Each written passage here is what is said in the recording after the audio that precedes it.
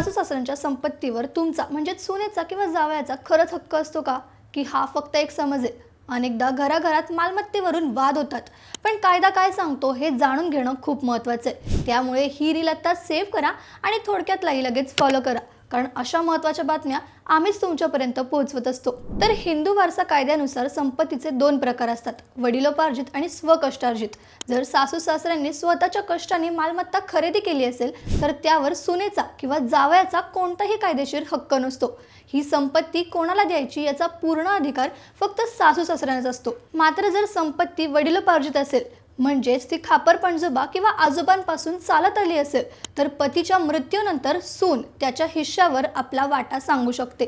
जोपर्यंत पती जिवंत आहे तोपर्यंत सून थेट सासऱ्यांच्या संपत्तीत वाटा मागू शकत नाही. आता जावयाबाबत बोलायचं झालं तर सासऱ्यांच्या मालमत्तेवर जावयाचा कोणताही नैसर्गिक अधिकार नसतो. केवळ पत्नीला वारसा हक्काने मिळालेल्या संपत्तीवरच तो आपला अधिकार सांगू शकतो. थोडक्यात सांगायचं तर स्वकष्टार्जित मालमत्तेवर मालकाचीच मर्जी असते. मग तुम्हाला या बाबतीत आधी माहित होतं का? हो किंवा नाही कमेंट करून नक्की सांगा. बातमी म्हणजे थोडक्यात.